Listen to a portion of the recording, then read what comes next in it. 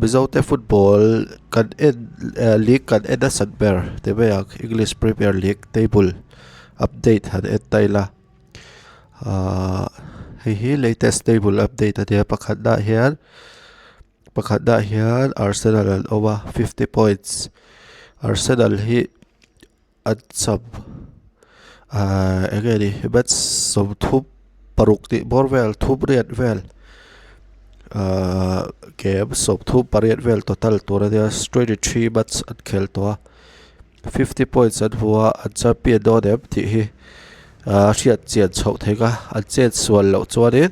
tin pahi da city ten an u phak lo chuanin alde hi champion thei tura gai adia Arsenal hi Gunners Arsenal hi 50 points pakhat dan de beka pahi na hian Manchester City over 46 points. Ani thlau da hi pakhat na le pathi da hi point lead che dia lead phat thei adia Gunners hi Arsenal hi ti swal chuanin an khel ba ka te but ti swal chuanin City hian an le pe laga Man City bok hi chap le thei tura gai adia cheti rualin Arsenal hi an chak quit veka an che swal lo tlaga de chuan champion tura de tari pathi na Man City over 46 points pathum da hianin team club lian vaka gai lo ti bayak abaro chu team chhedi chong lo abaro chu big four vela lag om lo takat dia Aston Villa pathum dan over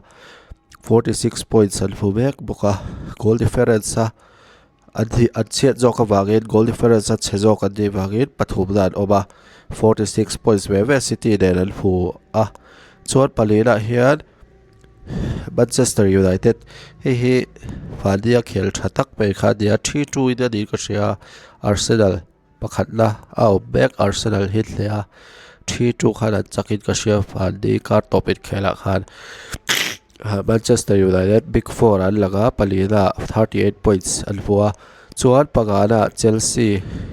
37 points an of boka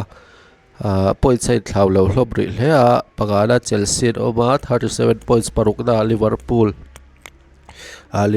36 points an fu boka kha totrum hey chuanin la soisa lang pagana Chelsea parukna Liverpool katia pasarena Fulham an over pariatna Brentford pakuana Newcastle an over somna hian Everton so pakhatna Sunderland an over so palina Brighton so pathumna hian Bournemouth an over so palina Tottenham hi an improve lo ri vewa tu season a hian parukna pasarena Borvela opthei tura gai hi so palina an obria Tottenham te po hi player an dei thadagin chuan so pagana hian Crystal Palace an over so parukna Leeds United so pasarena Nottingham Forest so pariatna West Ham so pakwana Burnley an over chuan so thi na relegation zone a hian Wolves an over hloi berani chu Burnley le Wolves hi relegate thei ta thei division thiam zo ka ta thei adia relegate chuanin an points te arot chak lawan ga chuani Wolves te Burnley ta relegation kha hlaya kha ni ta stat chakat kal le lokaga top scorer to da hian Premier League English Premier League top scorer chu Manchester City striker Erling Haaland dita Haaland hi 20 goals to season goal khuk the bera de top scorer de ready Haaland hi Man City striker lar kha dia top scorer de beka aba thai ber tu hi Igor Thiago Brentford forward dia 16 goals a day veto boka Igor Thiago Brentford player wa chuani sevedia hi soile tor chu 11 goals a day veto bek boka tu season a sevedia hi Man City ran side thar kha dia assist kan chuanin Bruno Fernandes hian ga bera assist voice so ba deya tu season a hianin Premier League pika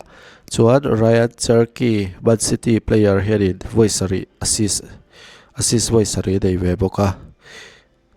chuan in kha ni ta hei bat set en le lok tai la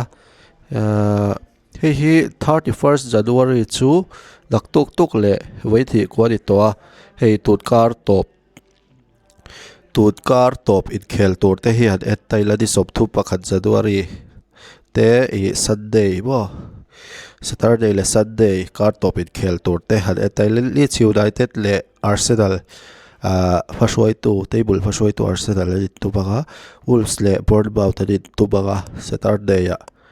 Saturday khel tur ho soi phot tai la Sunday kan soi lega Saturday khel tur Leeds United le Arsenal kan tia Wolves le Bournemouth le tu banga Brighton le Everton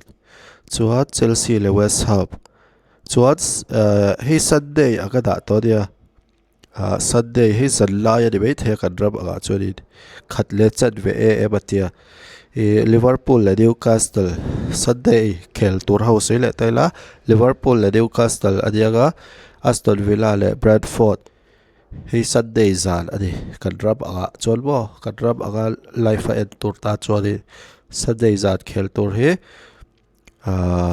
Aston Villa le Brentford adia Man United le Fulham Manchester United le Fulham adia Nottingham Forest le Crystal Palace adia Tottenham le Manchester City chuan Sunderland le Burnley kha